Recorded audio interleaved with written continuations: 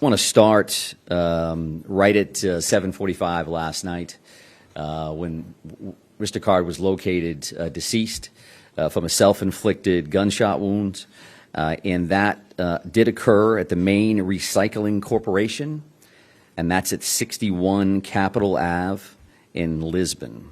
That triangle is, in fact, the Maine Recycling Corporation. And if we go down across Capitol Avenue to where that circle is, that's the overflow parking location where he was found deceased in a trailer. That particular location was cleared twice previously, and it was cleared in that triangle. It was cleared where the business is located, and that was cleared by Chief McGee and the Lisbon Police Department and individuals there earlier, and a joint or a combination tactical team later in the afternoon. The owner of that facility did a great job because he was like, you know, this individual knows the property.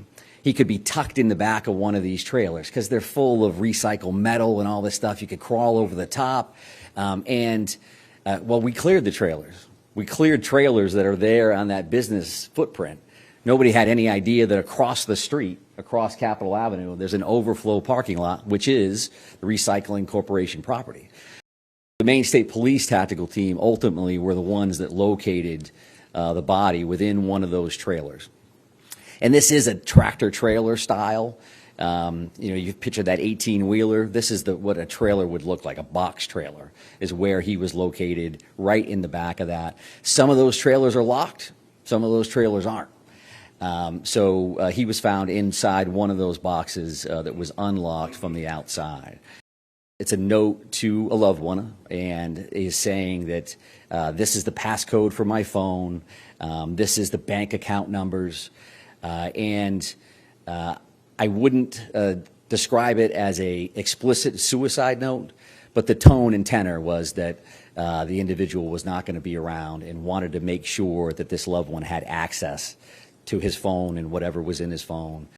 You know, if you talk about, is there a motive here, right? I think clearly there's a mental health component to this. At this point, we certainly know that there's a strong mental health cloud over this, what happened, the two tragic scenarios at both of those locations. We know that there's definitely a mental health nexus to that. Specifically, is there another reason? When you talking about paranoia, you're talking about individuals in crisis. There's a lot there. What was actually happening versus what they perceived to be happening. This family has been incredibly cooperative with us. Truth be told, I think the first 3 people that called us to positively identify this individual based on the photos that were released were family members. There was 3 people in critical care, and I don't have any more specifics reference to the remaining 10. In that scenario. And as you might imagine, these individuals passed away because of this crime, and these other folks have to live with the rest of their lives. So I'm not sure that they want to be identified in the sense. There was a firearm found in the white Subaru station wagon. That was a long gun. There's been a number of firearms that have been recovered as part of this investigation, and some of them have been purchased very recently, and some of them years and years ago.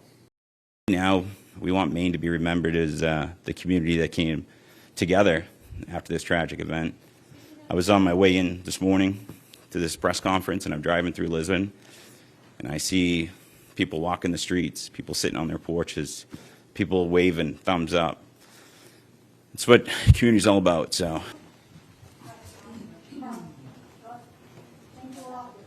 Thank you.